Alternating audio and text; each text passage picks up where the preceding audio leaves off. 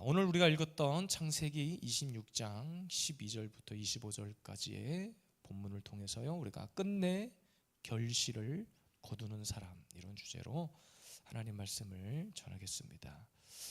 제 기억으로는 몇 번 설교를 한 적도 있는 본문인 것 같기도 하고, 어쨌든 여러분, 우리 교회에 또 저와 여러분들에게 주신 놀라운 비전의 말씀인 줄로 믿습니다. 오늘 본문의 핵심은 100배 결실을 맺는 그런 하나님의 은혜의 이야기가 담겨져 있습니다. 끝내 승리했다는 거예요.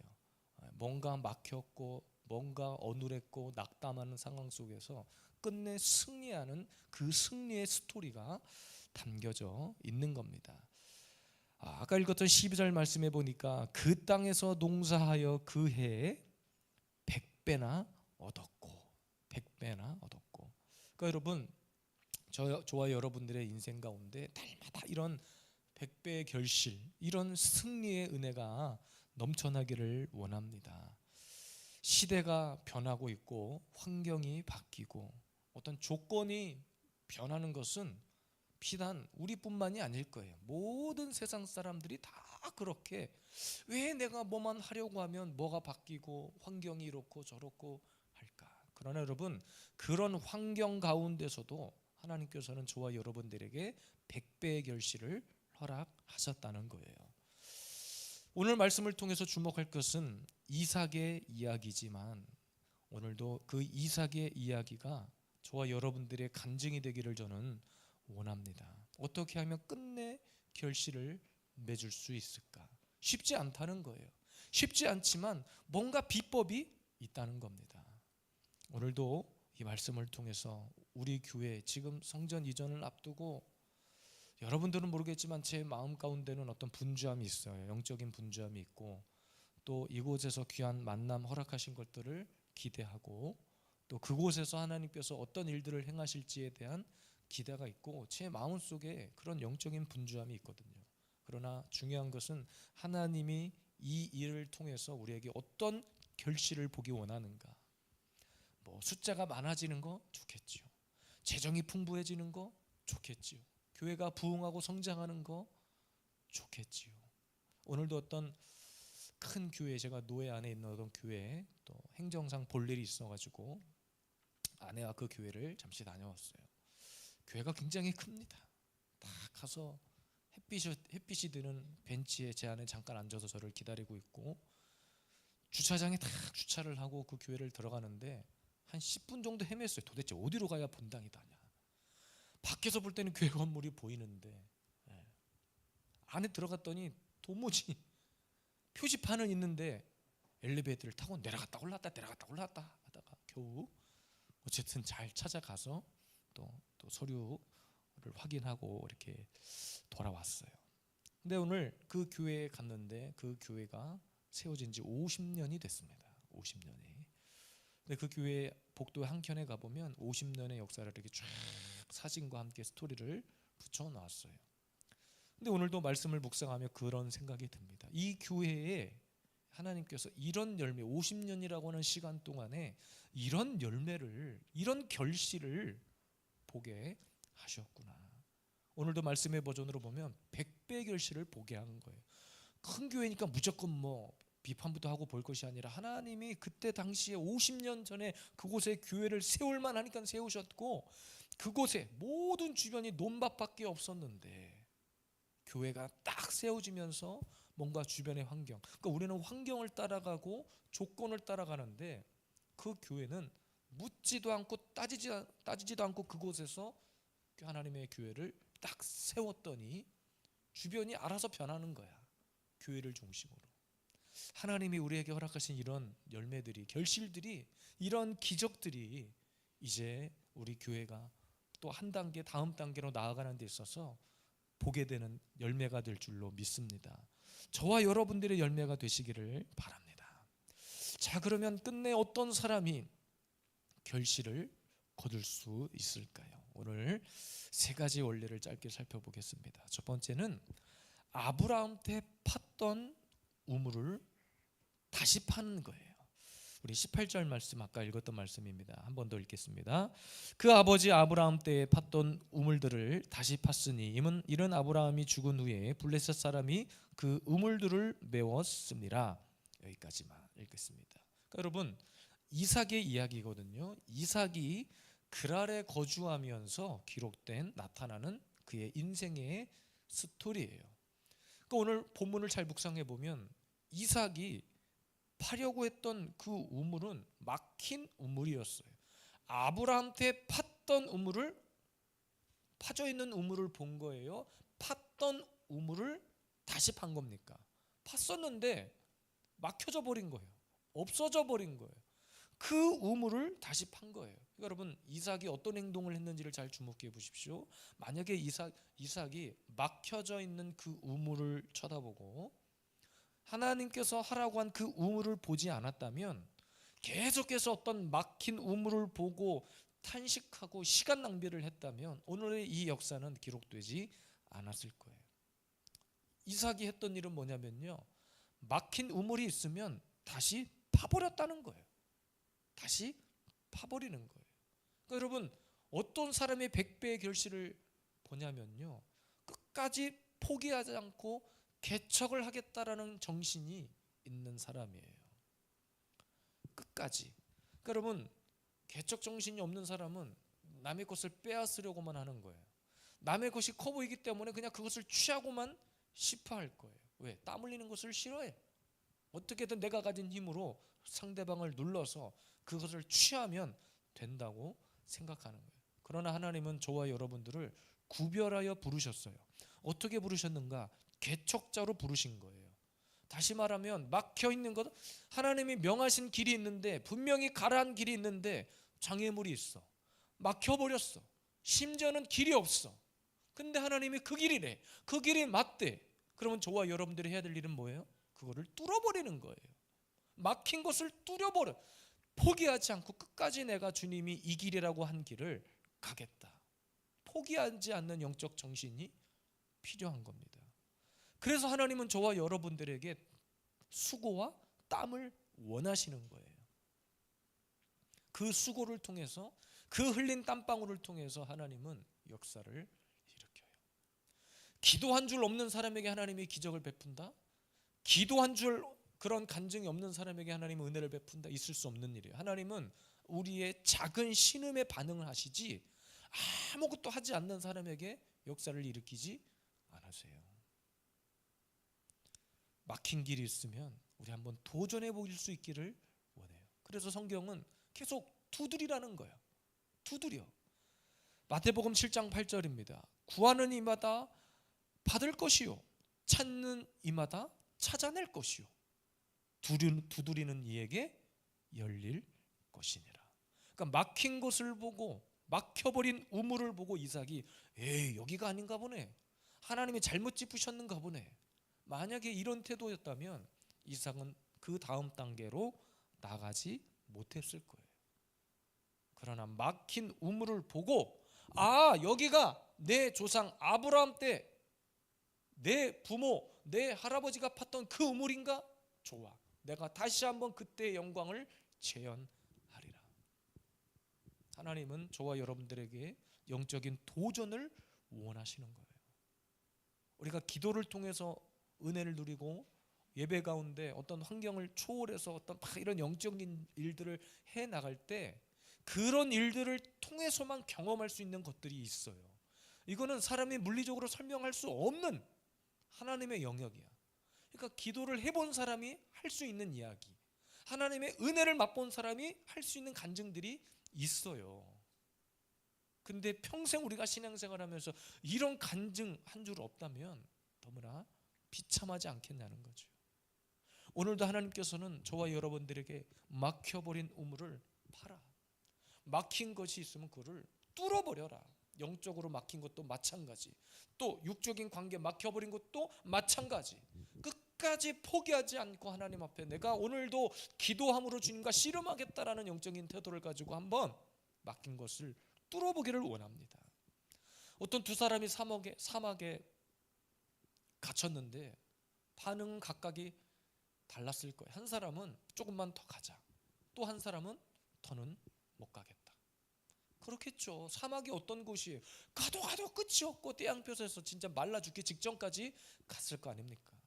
그런데 어쨌든 억지로라도 조금이라도 더 갔더니 어떤 사람은 무덤을 발견해.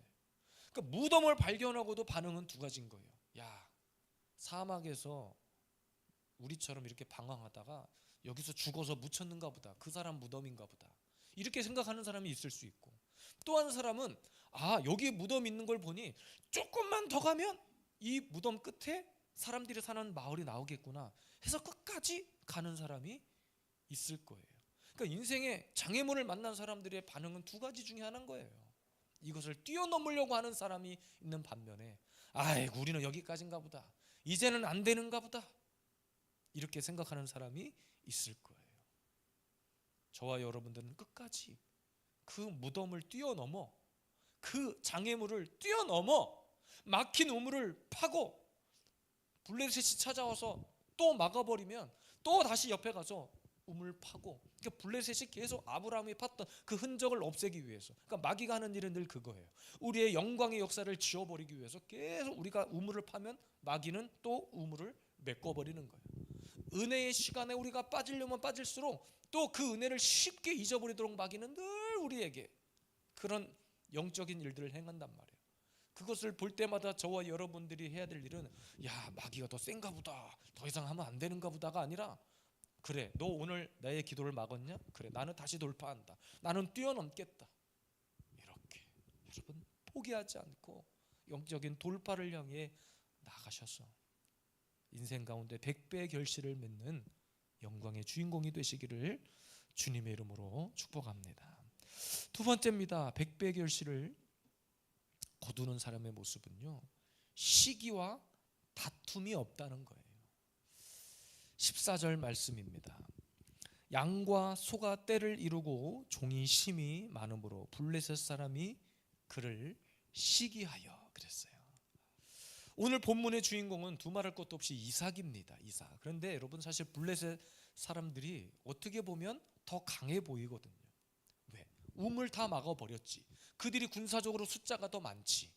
그들이 이긴 것 같아요. 그런데 결론은 이삭이 이겨요. 결론은 이삭이 이겼습니다. 남의 우물까지 빼앗았으면 블레셋이 더 잘 먹고 잘 살아야 되는데 그렇지 않아요. 이삭은 이긴 자가 되었어요. 그러니까 여러분 오늘 본문에 그 이야기에 주목해야 돼요. 왜 블레셋이 망할 수밖에 없는가? 이삭을 향한 시기와 다툼이 있었기 때문입니다. 남이 잘 되는 꼴을 보지 못했기 때문이에요. 15절에도 보니까 블레셋이 가는 곳마다 우물을 메꿔버려. 우물을 메꿨던 이유는 시기 때문이에요. 시기와 질투 때문이에요. 그러니까 여러분 마귀가 우리를 무너뜨리기 위해서 항상 우리 안에 주는 마음이 뭐냐면 이런 시기와 다툼의 마음이에요. 남이 잘 되는 꼴을 못 봐요. 사실 여러분 이삭 당시에 광야에서 우물을 팠다는 것은 엄청난 재산이에요. 엄청난 재산입니다. 그리고 사막의 우물이라고 하는 것은 생명의 원천과도 같은 거예요. 그런데 블레셋이 와서 이 우물을 메꿔버린 것은 너 죽고 나 죽자예요. 그러니까 마귀는 항상 우리에게 그런 존재야. 내가 너만 죽지 않겠다. 너 죽고 나 죽자. 그러니까 나 한 사람만 죽고 끝나면 괜찮아. 그런데 마귀는 항상 어떤 마음을 주냐면 나를 통해서 계속 그런 역사들을 흘러가게 만들어. 그러니까 여러분 보세요. 우리가 가정에서 어떤 한 사람을 믿음의 사람으로 딱 세우잖아요. 그 한 사람의 믿음의 영향력들을 가지고 그 가정의 모든 영적인 것들을 이기고 통제할 수 있어. 승리할 수 있단 말이에요. 그래서 마귀는 어떤 사람을 계속 공격하냐면 찾고 이런 것들을 깨닫고 영적으로 돌파하고 기도하는 사람, 그 한 사람을 잡고 늘어지는 거예요. 마치 너 죽고 나 죽자. 너 죽고 나 죽자. 그러니까 여러분 어떤 사람이 100배의 결실을 맺을 수 있는가? 시기와 질투가 아니라 끝까지 양보하고 차라리 베풀고. 이삭은 싸우지 않았어요. 블레셋에 가서 야 내 우물 내놔, 내 조상 때 판 우물 내놔. 마귀한테 가가지고 우리가 야, 너 왜 우물 메꿨어? 내 우물 다시 파내놔. 마귀가 코판기도 안 낍니다. 그래? 마귀 너 오늘 내 우물 막았어? 나는 또 팔 거야. 우리는 계속 이런 믿음의 도전을 향해 나아가는 거예요. 오히려 내버려 두는 거예요. 시기와 질투 속에 무너지지 않고 계속해서 하나님이 우리에게 주시는, 차라리 내버려 둬. 그런 사람들, 나의 기도를 방해하고 나의 예배를 방해하고 환경이 나를 누르고 그냥 내버려 둬. 그래, 그거는 내 힘으로 바뀌지 않아요. 여러분, 우리의 힘으로 세상이 바뀌지 않아요. 그러나 여러분의 기도로 영적인 모든 환경은 바뀔 수 있어요. 시기와 질투, 이것 때문에 사람을 죽이는 거예요. 엊그저께도 이런 뉴스가 나오더라고요. 어떤 40대 가장이 가족들을 태우고 여행 가자고 이렇게 했는가 봐요, 가족들한테. 그리고 나서 바다로 돌진을 한 거예요, 차를. 그 자기만 빠져나와서 자기만 살았어. 근데 그 사람이 이제 경찰에 잡혔단 말이에요. 의도를 가지고 가족들을 일부러 그렇게 물에 빠뜨려 다 죽게 했어요. 고등학교 두 아들들하고 아내가 물속에서 숨을 거뒀다는 거죠. 잡아놓고 물어보니까 이런 얘기를 하는 거죠. 자기 삶에 빚이 너무 많아서 뭐 일용직을 했던지 모르겠어요. 그런 이야기를 들은 것 같은데 빚이 너무 많으니까 도저히 살 수가 없었다는 거예요. 근데 자기만 살아나온 거예요. 그 죽으려면 다 죽지 차라리. 물론 그래도 안 되지만 그냥 하는 이야기, 이거는 그냥 반대의 경우를 이야기하는 거예요. 죽으려면 다 죽든가 자기 혼자 살아나와가지고 한다는 얘기가 빚 때문에 그렇대. 그럼 자기는 왜 살아나와? 자기가 누군가가 그 사람을 구해준 것이 아니라 자기가 살아나온 거예요. 자기만 탈출했대. 뉴스에 그렇게 나온 거예요. 그 가장만 탈출을 한 거예요. 그러니까 여러분, 이 영적인 원리가 똑같아요. 마귀는 항상 우리에게 그런 거예요. 나 한 사람 때문에 나만 죽고 차라리 내가 희생하고 내가 헌신하고 내가 양보하고 내가 배려해, 내가 베풀고 말지, 이것이 아니라 너 죽고 나 죽자예요. 항상.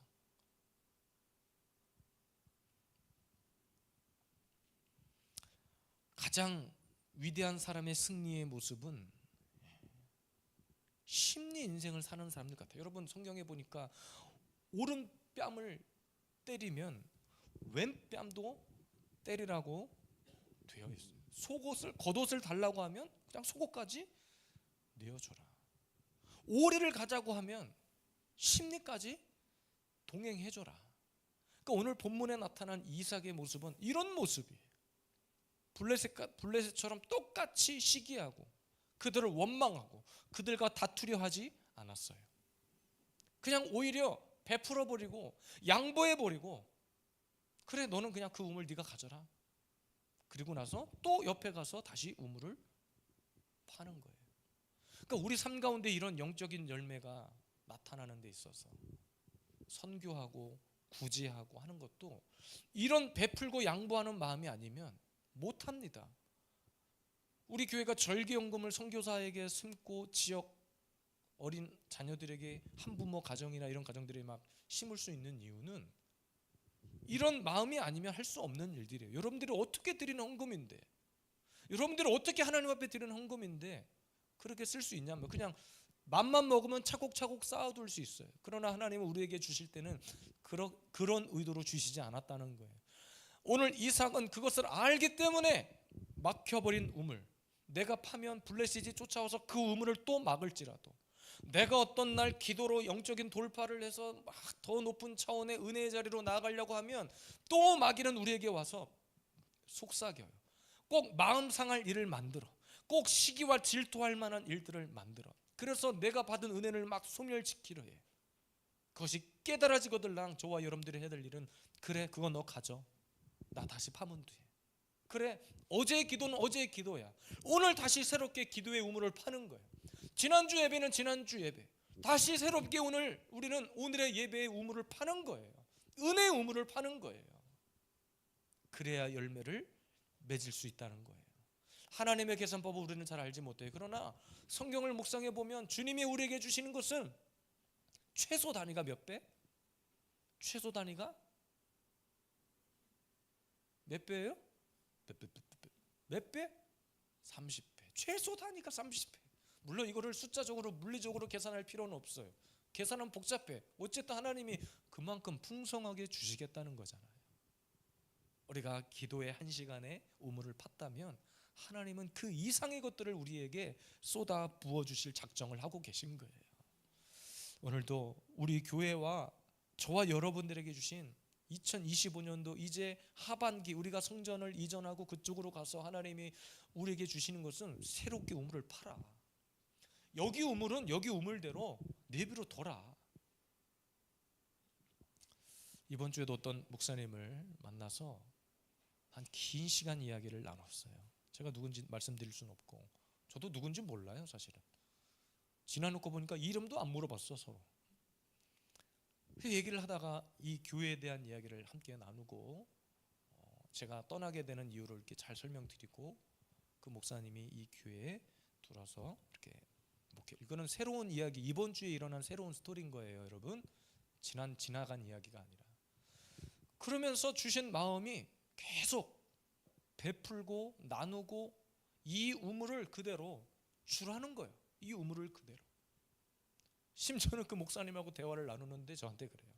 목사님, 그러니까 그분이 저한테 꽃나무도 놔두고 가시죠? 아 그래요? 네, 놔두고 가겠습니다. 강대상을 보더니 아 목사님 작업을 직접 만드셨나 봐. 이게 참 오해를 많이 받아요. 제가 직접 만든 건 아닌데 누군가가 만들긴 만든 거거든요. 이게 사람이 수작업으로. 하고 제가 예 만들긴 만들었어요. 제가 만들진 않았지만 좀 만든 겁니다. 야, 강대상 네 이것도 드릴게요. 놓고 가세요. 꽃나무까지 놓고 가세요. 의자 의자 네. 목양실 들어가서 함께 대화를 나누다가 테이블을 보더니 테이블 어쩌고 네 테이블 다 신겼다고. 그러니까 여러분 이곳에 하나님께서 교회를 세우시려고 하니까 계속 하나님께서 주시는 마음이 그건 거야. 야, 이 우물은 이제 네 우물이 아니야. 너는 그곳에 가서 새 우물을 팔아. 하나 아까워가지고 이것도 아쉽고 이거 놓고 가려니까 저것도 아쉽고. 하나님이 그렇게 주고 가라고 할 때는 이유가 있는 거예요. 하나님이 새로운 우물을 저와 여러분들에게 파게 하십니다. 그래서 여러분 저와 함께 도전하시자고요. 가셔서 뭔가 그곳에서 우리가 새 우물을 한 삽 한 삽 파나갈 때 어떻게 은혜를 베푸실지, 어떻게 그곳에서 놀라운 100배의 결실을 맺게 하실지 함께 여러분 그 결론을 향해 저와 함께 나아갈 수 있기를 바랍니다.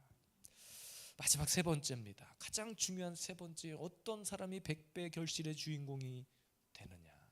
우물 파고 이삭이 뭐 했는 줄 아십니까? 그곳에 제단을 쌓았다는 거예요. 제단을. 25절 이삭이 그곳에 제단을 쌓고 여호와의 이름을 부르며 거기 장막을 쳤더니 이삭의 종들이 거기서도 우물을 팠더라. 뭘 팠다고요? 거기서도 우물을 팠더라. 제단을 쌓았다는 것은 두말할 것도 없이 예배 신앙입니다. 하나님 앞에 감사의 예배의 신앙입니다. 원래 이삭은 축산업자였어요. 그렇죠. 축산업자였죠. 양을 치는 사람이었으니까. 그런데 농사를 통해서 100배를 거두어 드리는 거예요. 무엇 때문인지 아십니까? 12절 하나님께서 주신 복 때문입니다. 22절에 보니까 드디어 그 다툼이 끝납니다. 다툼이 끝난 뒤에 뭐라고 선포하자면 번성하리라. 번성하리라. 왜 단 쌓고, 그러니까 그때 이삭이 부엘세바라고 하는 곳으로 올라간 이유가 뭐냐면 단을 쌓고 하나님 앞에 감사하기 위함이었어요. 그러니까 여러분 하나님 앞에 늘 인생의 결실을 맺는 사람들의 특징을 보면 하나님 앞에 가장 먼저 엎드릴 줄 알고 감사할 줄 알고 예배할 줄 아는 사람이에요.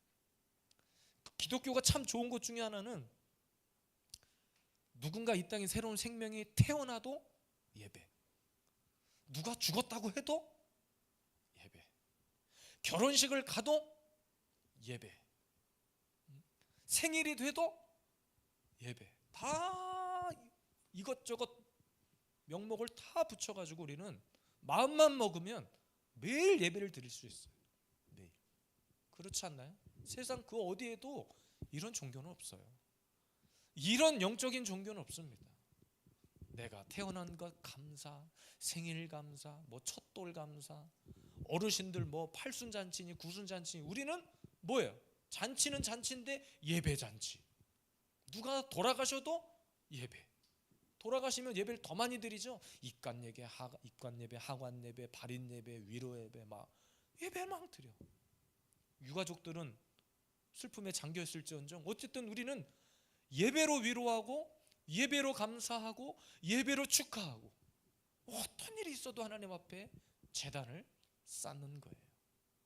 그리고 심지어는 거기에다가 장막을 쳐. 아예 장막을 쳤다는 것은 그 옆에다가 집을 지었다는 거예요. 우물을 판 그곳에 집을 짓고 아예 터를 잡았다는 거예요. 그리고 그 하인들이 가가지고 또 거기서 우물을 파는 거야. 이제 새롭게 하나님 부어주실 은혜를. 끝까지 저와 여러분들은 그래서 하나님 앞에 예배해야 됩니다. 하나님이 뭔가 우리 삶에 열어주신 것들이 있습니까? 그때 조심하셔야 돼요. 그때 끝까지 하나님은 보십니다. 너 끝까지 그래도 기도하냐? 너 끝까지 예배하느냐? 열어주셨을 때 방심하잖아요. 금방 닫힙니다.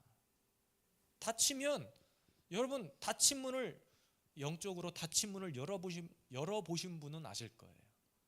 그 눈물의 기도와 수고와 그 시간, 하나님 앞에 우리를 단련시키시고 우리를 만들어 가시는 그 시간, 뭔가 문을 열고 하나님 앞에 새로운 영적인 돌파를 위해 나아가는 데 있어서 그 문을 한번 열어본 사람은 그것이 얼마나 힘들고 어려웠는 줄 알아요. 그런데 그 문이 닫히는 것은 한순간이에요. 하나님은 그래서 우리의 마음을 늘 달아보셔. 우리가 성전을 그곳에 갔다고 해서 끝나는 것이 아니에요. 그곳에서도 변함없이 저와 여러분들이 해야 될 일은 단을 쌓아야 돼요. 장막을 짓고 우물 파고, 그리고 하나님 앞에 단을 쌓는 일입니다. 뭔가 하나님이 우리의 인생을 잘 나가게 하십니까? 근데 여러분, 진짜 어떤 결실이 멈춰진 사람들이 안타까운 것은 바로 그거예요. 다 예배 신앙과 연결이 돼 있다는 거예요. 평범하고 평안하고 번성하고 잘 되잖아요. 만약에 우리 교회가 이곳에서, 하나님, 전 그런 생각을 해봐요. 왜 이곳에서 부흥은 여기까지입니까? 이런 질문들을 해본 적이 있어요. 기도하다 보면 하나님, 우리 교회는 딱 여기까지입니까? 우리 교회 수준은 이곳에서의 예배는 여기까지입니까? 그러면 명확한 답을 하나님이 저에게 주시지는 않지만, 그렇게 하나님 앞에 막 질문을 던지는 타이밍에 우리가 가야 될 그 교회의 소식을 처음 들었단 말이에요. 작년 11월쯤 저 교회 예배당 소식을 처음 들었단 말이에요. 그때는 열려지지 않는 문이었어요. 처음 들었을 때는 열려지지 않는 문이었습니다. 너무나 좋고 이런 곳이면 좋겠다 생각은 했었지만 열려지지 않는 곳이었어요. 재정 상태도 그랬고 뭐 어쨌든 여러 가지로. 그런데 하나님 앞에 계속 우리는 기도했잖아요. 저는 제가 여러분들한테 이곳에 개척하고 1년 정도 지났을 때부터 지상성전으로 가는 기도의 제목을 선포했잖아요. 그리고 계속 기도의 우물을 함께 파나간 거예요. 다시 한번 그 기도를 통해서 하나님은 저는 문을 열어주셨다 생각합니다. 이곳에서의 예배는 이곳에서의 예배고, 하나님이 허락하신 또 다른 그곳에서의 예배, 거기서 쌓는 제단을 하나님은 더 기대하고 소망하고 계시다는 생각을 해요.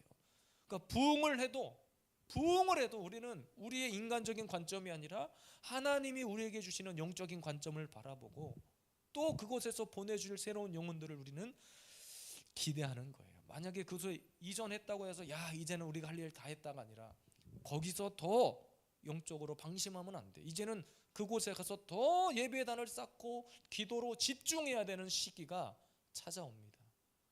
교회를 통해서 복을 주실 때는 비단 교회만 부흥하고 잘 되는 것이 아니라 하나님은 반드시 그 안에 함께하고 있는 저와 여러분들의 인생을 책임져 주세요. 이삭 한 사람 때문에 복을 누린 사람이 몇 명인 줄 아십니까? 몇 명인 줄 알아요? 몰라요. 나도 몇 명인지 몰라. 근데 중요한 것은 그의 후손, 그 집안에 거느리는 모든 하인들까지 다 축복을 누렸다는 거예요. 저와 여러분들의 예배가 그래서 중요합니다. 여러분들 후대에 남길 것은 예배밖에 없어요. 미국의 시애틀에 세계적인 지도자가, 이름만 대면 알만한 지도자가 4명이 나왔는데, 지금도 그 사람들은 변함없이 큰 일들을 감당하고 있습니다. 근데 이 4사람은 모두 라이크 우드라고 하는 당시 주일학교 선생님이 길러낸 제자였다는 거예요. 근데 공교롭게도 이 4명은 다 대학을 못 갔어요. 그런데도 불구하고 금세기 최고의 전 세계적으로 영향력을 미치는 사람들이 되었다는 거죠. 이 사람들의 일들을 연구해 보니까 당시에 라이크 우드 선생님이 이렇게 아이들을 교육시켰다고 합니다. 4명에게 세상의 지식보다 하나님의 위대하심과 하나님을 온전히 섬기는 일을 가르쳤다는 거예요. 자, 그 중에 한 사람이 바로 여러분들이 알만한 빌 게이츠입니다. 빌 게이츠. 빌 게이츠 누군 줄 아시죠? 빌 게이츠는 고등학교를 나와가지고 가난한 가정에서 자라났지만 어쨌든 사업을 했어요. 그래서 하버드대라고 하는 엄청난 대학에 들어가긴 했지만 중퇴를 했어요. 그러니까 거기까지만 놓고 보면 조용히 사라져도 아무도 주목할 만한 인생이 아닌데 인류 역사상 최고의 부자가 됩니다. 두 번째 인물이 누구냐면 바로 보잉이에요. 보잉 들어보셨어요? 보잉이 우리는 비행기 이름으로 알고 있죠. 사람 이름이 보잉. 비행기에 2종류가 있는데 하나는 엔진이 뒤에 달린 비행기가 있고 하나는 날개에 엔진이 달린 것이 있대요. 지금 세계에서 가장 많이 하늘에 날아다니는 비행기가 보잉 747이라는 비행기인데 전부 다 날개에 엔진이 달려 있어요. 그러니까 하나님이 주신 지혜로 전 세계적으로 상상할 수 없는 일들을 해낸 거예요. 보잉.